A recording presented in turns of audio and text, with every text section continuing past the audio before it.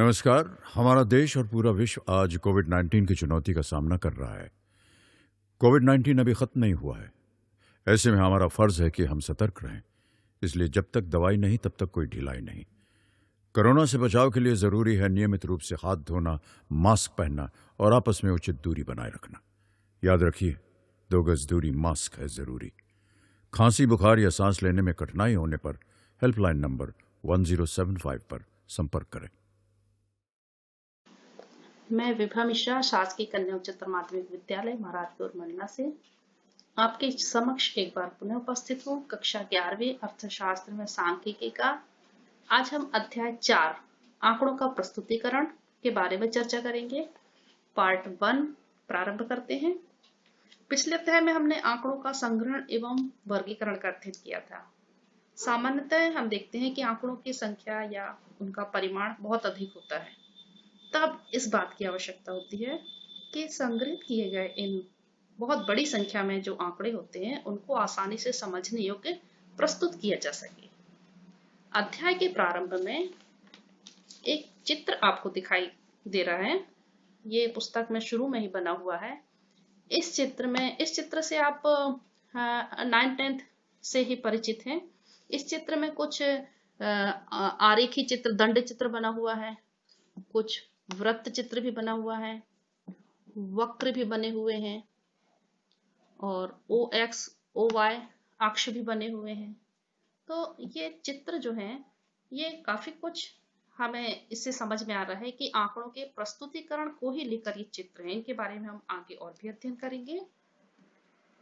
आज हम इस अध्याय में देखेंगे आंकड़ों के प्रस्तुतिकरण की प्रस्तावना, आंकड़ों का पाठ विषयक प्रस्तुतिकरण, आंकड़ों का सारणीबद्ध प्रस्तुतिकरण और सारणीयन एवं सारणी के अंक।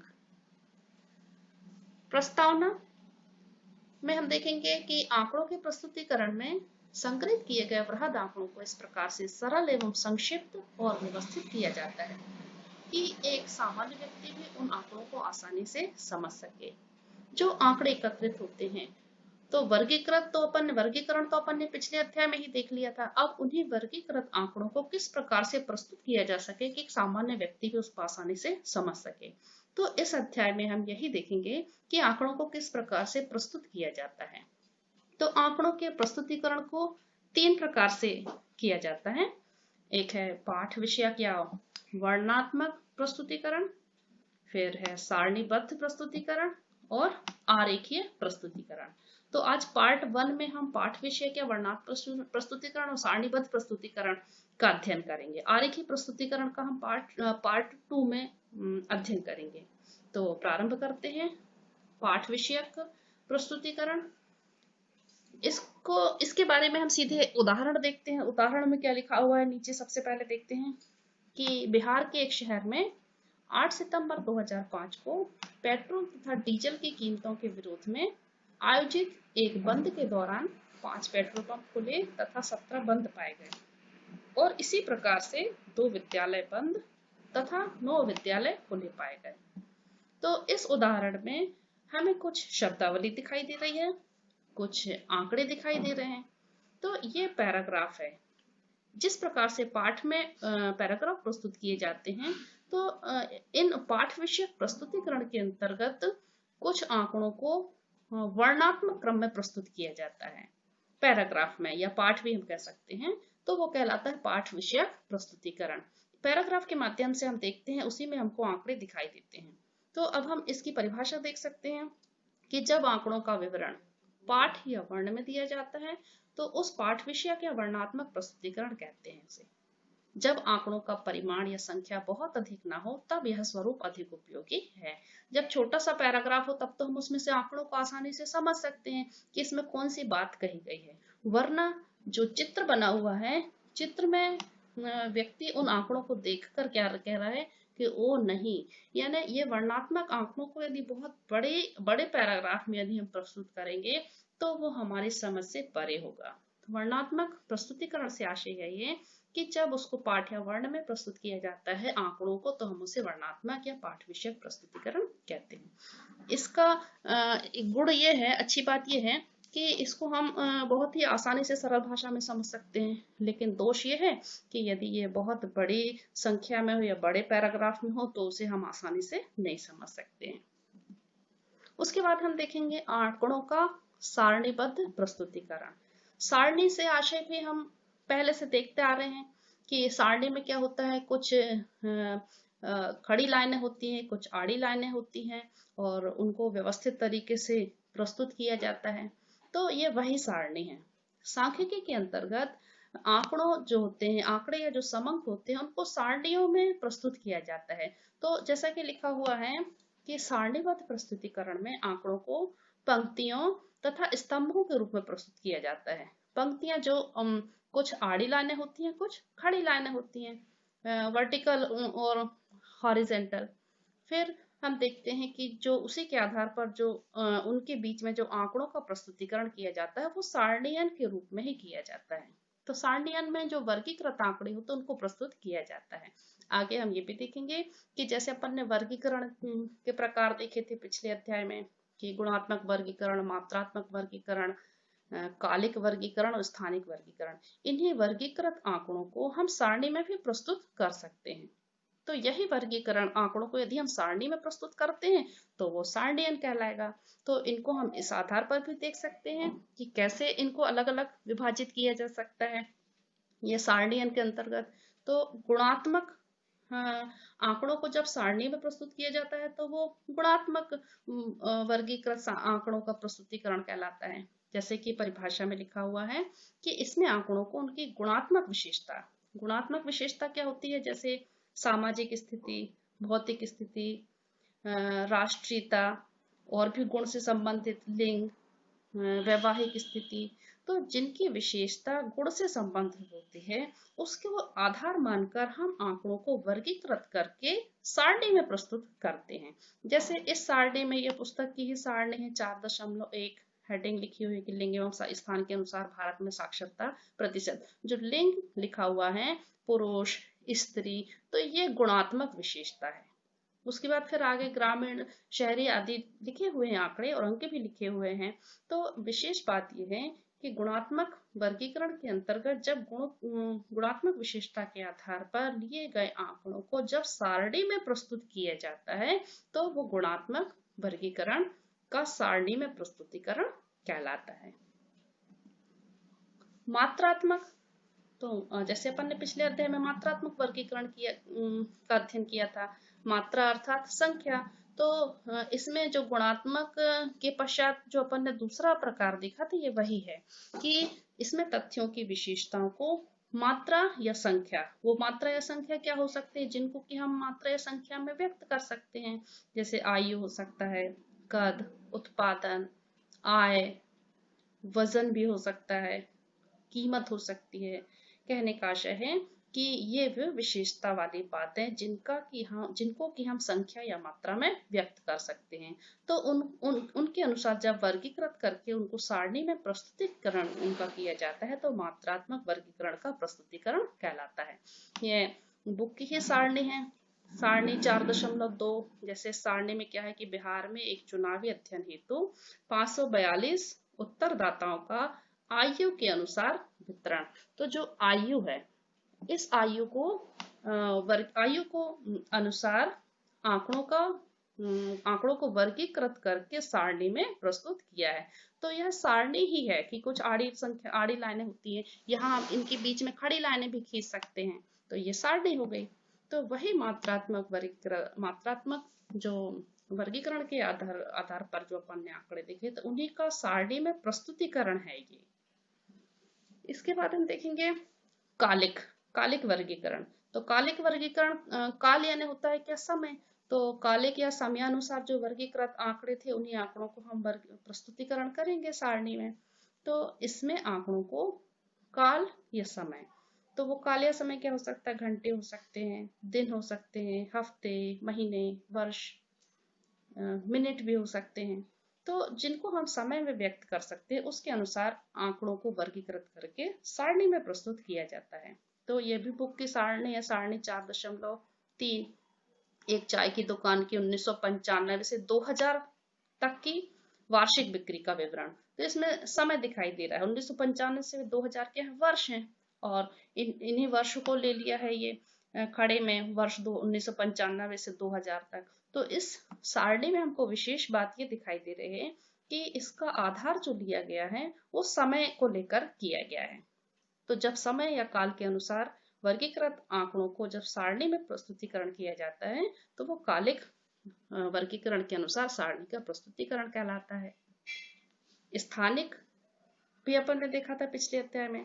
तो इसमें आंकड़ों को किसी स्थान विशेष, स्थान क्या हो सकते हैं, गांव हो सकता है, कस्बा, खंड, जिला, राज्य, देश, विदेश भी हो सकते हैं।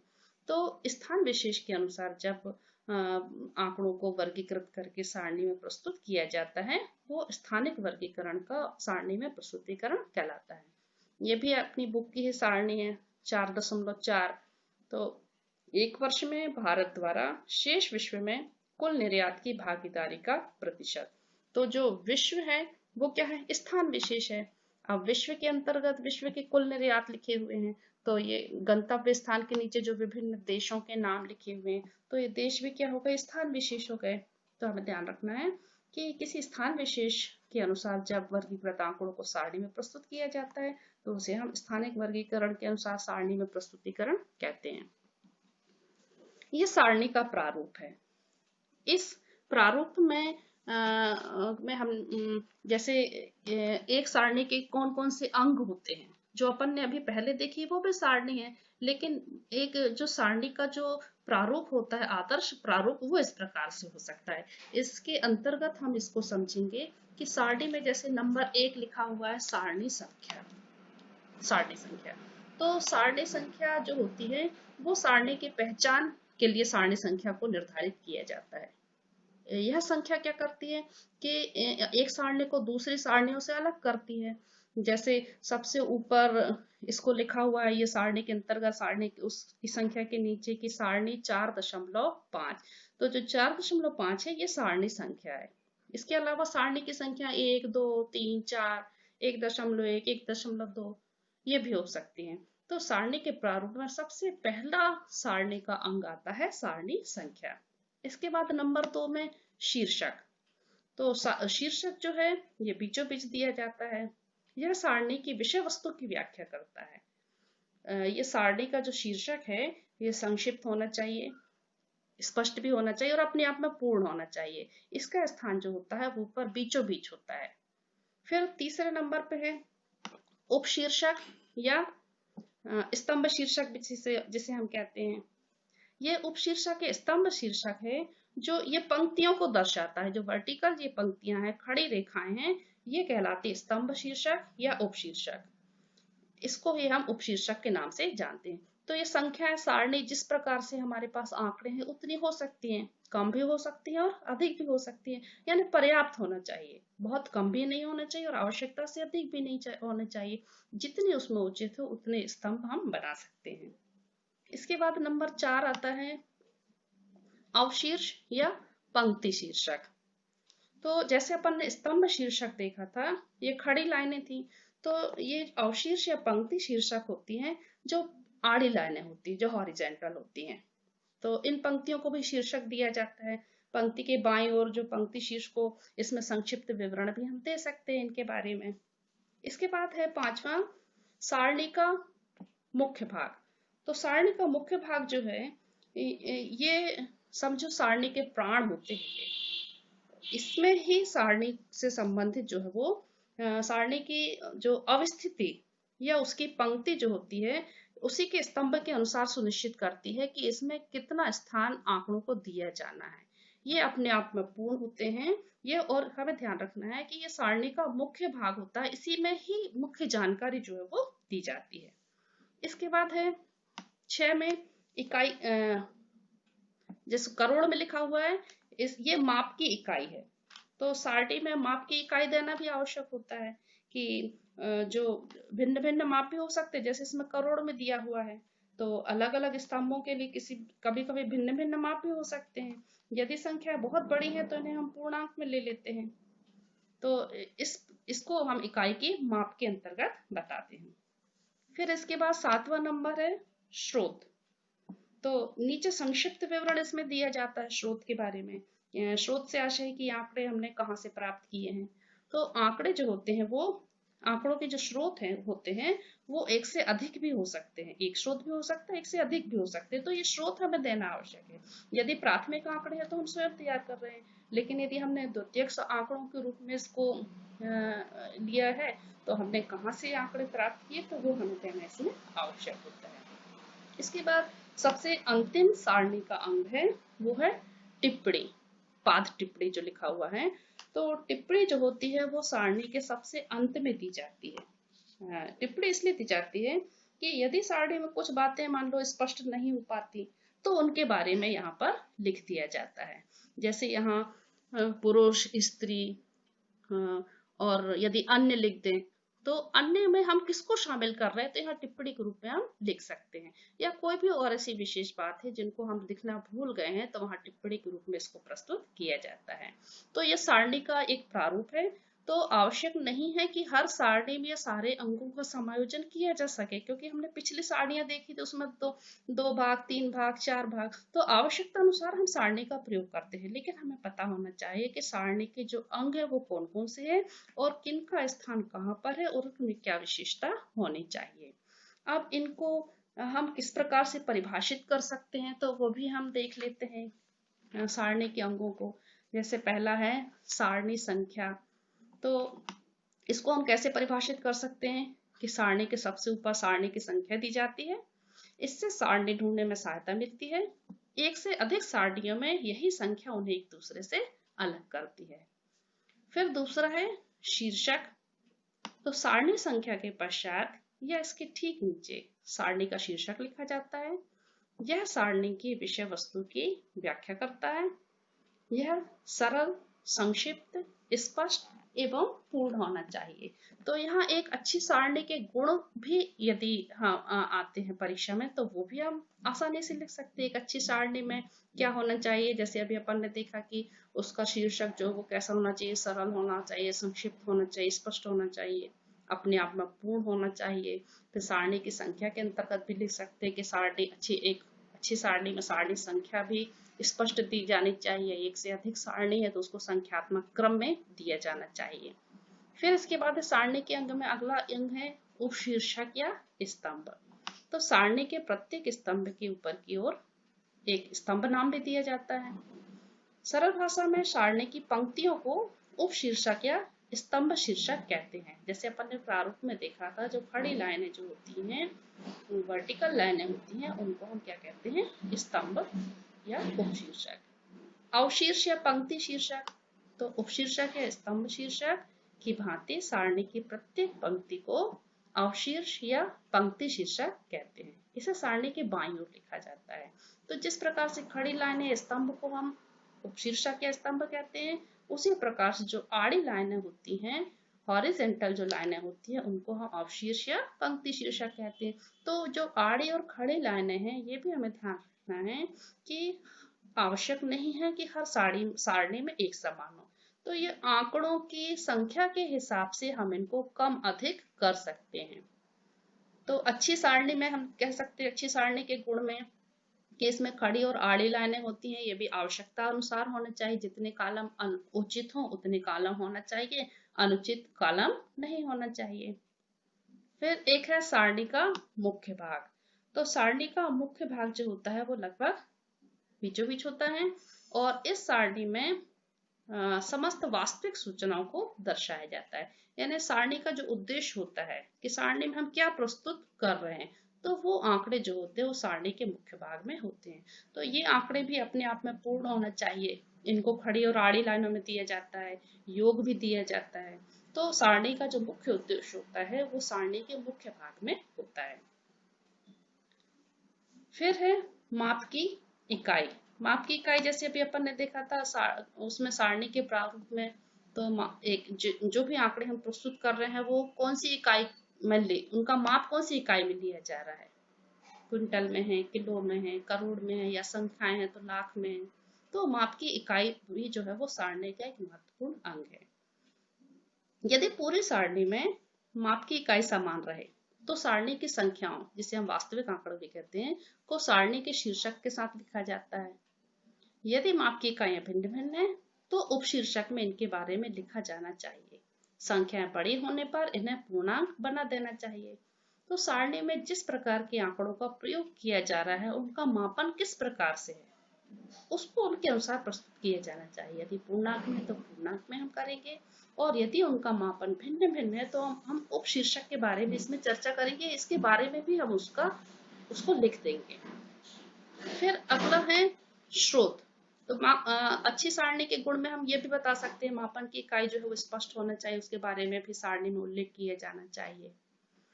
स्रोत यानी कि स्रोत अर्थात समंकों के संदर्भ को प्रायः सारणी के नीचे लिखा जाता है। इसका स्थान जो होता है वो कहाँ होता है, सारणी के नीचे होता है। स्रोत जो होते हैं वो एक से अधिक भी हो सकते हैं। इसके माध्यम से मूल आंकड़ों की तुलना एवं अशुद्धियों को ठीक किया जा सकता है। स्रोत का स्थान कहाँ होता है, सबसे नीचे होता है। स्रोत यानी जहां से हमने इन आंकड़ों को प्राप्त किया है, द्वितीयक स्रोत के रूप में यदि हम प्राप्त कर रहे हैं तो जहां से भी हमने इन आंकड़ों को प्राप्त किया, जिन संस्थाओं से प्राप्त किया, जिस प्रकाशन से प्राप्त किया, उसका नाम हमें यहाँ पर स्पष्ट देना होता है। स्रोत जब हम देते हैं तो उससे हम उसका फायदा ये है, उसकी अच्छी बात यही है, हम सारणी के गुण में भी लिख सकते हैं कि जो स्रोत है इसमें स्रोत के माध्यम से हम देखकर आंकड़ों की तुलना भी कर सकते हैं कि वो आंकड़े सही हैं अथवा नहीं हैं, या अशुद्धि हैं या गलत भी हैं, तो उनको हम स्रोत के माध्यम से हम ठीक भी कर सकते हैं, देख सकते हैं उनको। फिर अंतिम अंग है टिप्पणी। टिप्पणी जो है वो ये सारणी का सबसे अंतिम भाग होता है। यदि किसी समंक या शब्द को अधिक स्पष्ट करना हो तो इसके अंतर्गत लिखा जाता है।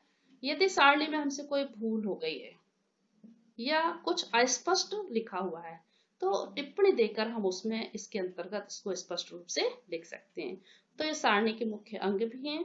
तो ये भी बहुत महत्वपूर्ण प्रश्न है, और इस प्रश्न को इस प्रकार से भी पूछा जा सकता है कि एक अच्छी सारणी के क्या गुण हैं। तो इसमें से हम अच्छी सारणी के गुणों को भी लिख सकते हैं। अब यदि हमें सारणी का प्रारूप, कुछ आंकड़े दिए हो, कुछ पैराग्राफ दिया हुआ है, तो उसके माध्यम से यदि हमें सारणी का अंकों को हमें सारणी के रूप में प्रस्तुत करना है तो हम अपने उन आंकड़ों के हिसाब से, विशेषताओं के हिसाब से हम उसको सारणी में प्रस्तुत कर सकते हैं। आवश्यक नहीं है कि ये सारी चीजें उसमें समाहित हो भी सकती है और नहीं भी हो सकती है। यानी जितने प्रारूप में कॉलम बने थे, आवश्यक नहीं कि उतने ही कॉलम बने। यदि आंकड़े संक्षिप्त हैं तो कम कॉलम बन सकते हैं, और ज्यादा है तो ज्यादा कॉलम बन सकते हैं। लेकिन कुछ अंग जो है वो हमें अत्यंत महत्वपूर्ण देना होगा। जो प्रारूप में दिया हुआ है उनका उल्लेख हमें आवश्यक रूप से करना होगा। तो सारणी के कितने अंग हैं, 8 अंग हैं। इन 8 अंगों के बारे में पता होना चाहिए, प्रारूप पता होना चाहिए, और किसी भी पैराग्राफ या आंकड़ों को यदि हमें प्रस्तुतिकरण करना है तो उसके माध्यम से हम उनको कर सकते हैं, प्रस्तुत कर सकते हैं। अब इनसे संबंधित कुछ प्रश्न भी बनते हैं। जैसे पहला प्रश्न है, वर्गीकरण एवं सारणियन में अंतर बताइए। तो वर्गीकरण तो अपन ने पिछले अध्याय में भी पढ़ा था, और इस अध्याय में भी वर्गीकरण का उल्लेख बार बार हुआ है। तो वर्गीकरण के अंतर्गत जो अपरिष्कृत आंकड़े थे उनको हम व्यवस्थित कर सकते हैं, तो वर्गीकरण कहलाता है। और उन्हीं व्यवस्थित आंकड़ों को यदि हम सारणी में प्रस्तुत करते हैं तो वो सारणीयन कहलाता है। अब सारणी और सारणीयन में भी अंतर है। सारणी यानी जो आड़ी और खड़ी लाइन में होती है वो सारणी कहलाती है, और आंकड़ों को जब हम सारणी में प्रस्तुत करते हैं तो वो प्रक्रिया कहलाती है सारणीयन। अब वर्गीकरण और सारणीयन का मुख्य अंतर क्या है कि जो वर्गीकरण है वो एकत्रित आंकड़ों को व्यवस्थित करता है, और सारणीयन उन व्यवस्थित आंकड़ों को सारणी में क्या करता है, प्रस्तुत करता है। तो इसके अलावा और भी अंतर हम देख सकते हैं। फिर प्रश्न दूसरा है, आंकड़ों की पाठ विषयक प्रस्तुतिकरण से क्या आशय है। तो अपन ने जो पैराग्राफ देखा था, पैराग्राफ में कुछ वर्ण के रूप में या पाठ के रूप में जब शब्दों के साथ आंकड़ों को समाहित करके पैराग्राफ के रूप में प्रस्तुत किया जाता है वो कहलाता है पाठ विषयक प्रस्तुतिकरण। यदि छोटा पैराग्राफ है तो वो हम आसानी से समझ सकते हैं, लेकिन यदि बड़ा पैराग्राफ है तो बहुत ही मुश्किल बात होती है। फिर अगला प्रश्न, सारणी के मुख्य अंगों के नाम लिखिए। तो मुख्य अंग जो है 8 है, 8 अंगों के हमको नाम लिखना है। और यदि नंबर के ज्यादा नंबर का प्रश्न आता है तो हम उनके बारे में उनकी व्याख्या भी अवश्य करनी है। फिर आंकड़ों का सारणीयन क्यों आवश्यक है। तो इसका उद्देश्य अपन ने देखा था कि आंकड़े जो होते हैं वो सारणी के रूप में प्रस्तुत इसलिए किए जाते हैं ताकि वो समझने योग्य आसानी से समझ सके। जैसे हम सारणी भी देखते हैं विभिन्न दंड चित्र के आगे इस और भी हम इसका अध्ययन करेंगे चित्रात्मक प्रस्तुतिकरण के रूप में। लेकिन सारणीयन के रूप में जब हम आड़ी और खड़ी लाइनों में आंकड़ों को विभाजित करके देखते हैं कितने स्त्री हैं, कितने पुरुष हैं, कितने बच्चे हैं और उनका योग, तो हम आसानी से उनको समझने योग्य बना सकते हैं। फिर सारणी में टिप्पणी एवं शोध से क्या आशय है? टिप्पणी में अपन ने देखा था कि सारणी में सबसे अंत में जो टिप्पणी दी जाती है वह आंकड़ों से संबंधित यदि कोई बात स्पष्ट नहीं हो तो उसको स्पष्ट करने के लिए हम लिख सकते हैं, या कोई भूल चूक है सारणी में तो उसका उल्लेख भी हम टिप्पणी देकर कर सकते हैं। स्रोत से क्या आशय है? स्रोत यानी जो आंकड़े, जो तथ्य से संबंधित जो आंकड़े हैं वो हमने कहाँ से प्राप्त किए, जिनको हम द्वितीयक स्रोत के रूप में उपयोग कर रहे हैं, तो स्रोत हमने कहाँ से प्राप्त किए उसका उल्लेख स्रोत के रूप में किया जाता है। टिप्पणी और स्रोत दोनों ही बहुत महत्वपूर्ण अंग है सारणी के। फिर अगला प्रश्न है, सारणीयन वर्गीकरण के पहले की प्रक्रिया है या बाद की? तो वर्गीकरण पहले किया जाता है और सारणीयन बाद में किया जाता है। ऐसा नहीं कि सारणीयन हमने पहले किया फिर वर्गीकरण। वर्गीकरण यानी व्यवस्थितीकरण, आंकड़ों को पहले व्यवस्थित किया जाता है, उसके पश्चात ही उनको सारणी में प्रस्तुत किया जाता है, जो सारणीयन प्रक्रिया कहलाती है। Thank you. किशोर अवस्था संबंधित समस्याओं के परामर्श हेतु समर्पित उमंग किशोर हेल्पलाइन के टोल फ्री नंबर 144225 पर संपर्क करें।